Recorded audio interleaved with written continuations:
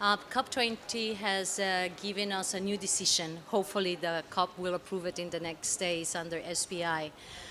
This new decision is allowing us to look at all the political decisions and the other mandates within the Climate Change Convention and to make a framework, a 2-year work program that will take those decisions and transform them in possible actions that need to happen.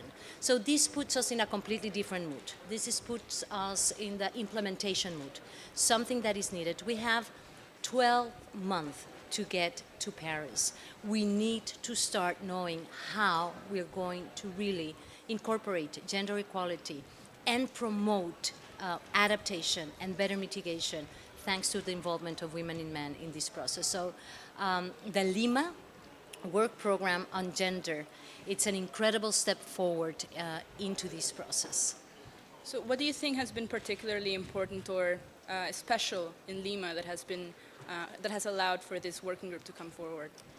I think the willingness of the presidency of the COP, Peru has been backing throughout all these months. I mean, I have been here now for more than 2 months in Peru, and they have built the capacity of their negotiators, of their congresspeople.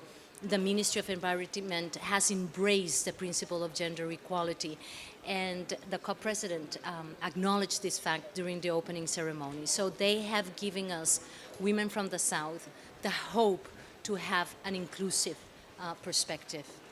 So you were mentioning some things about implementation. So what do you think would be the main people or actors that would have to be involved in this process so as to achieve this implementation and go over this challenge?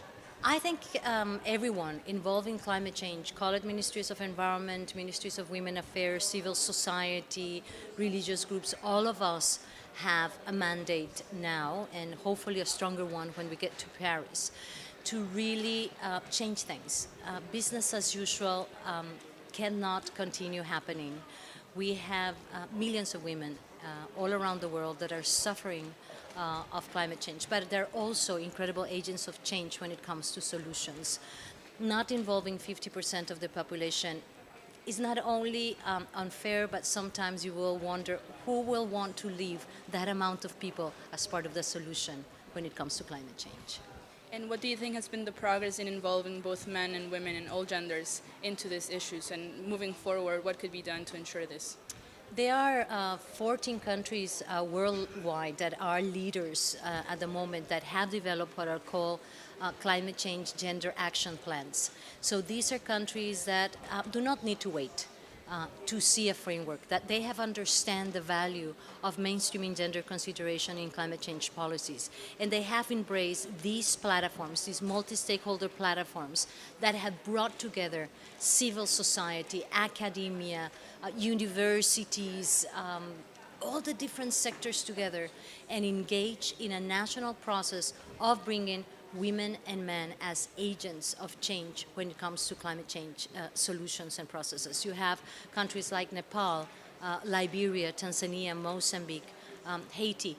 And the good news is Peru is going to be the first country in South America to develop this CC gap. So that is also a great news for us in this sense.